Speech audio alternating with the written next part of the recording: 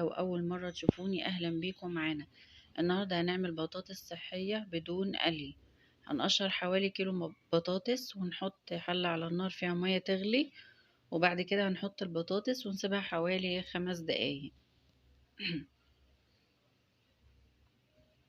ونقلبها، وبعد كده بنصفيها، يعني بعد 5 دقايق نصفيها ونحط عليها ملح وكمون وكزبرة ناشفة وكركم.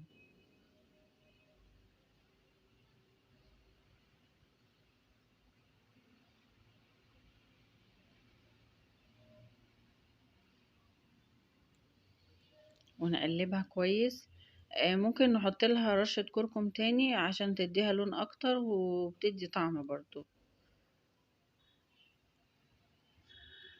فهنحط لها هنا رشة كركم بسيطة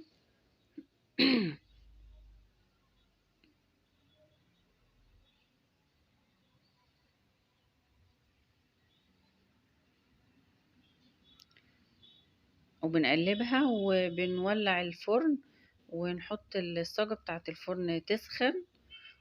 وقبل ما نحط بقى البطاطس بنحط لها معلقتين زيت ونقلبها بيهم كده. نحط الزيت ونقلب، وبعدين نحطها بقى في الفرن ونقلبها. بتقعد لها حوالي ساعة، ساعة الا ربع، وفي الاخر بتبقى بالشكل ده، وطعمها جميل جدا وصحية.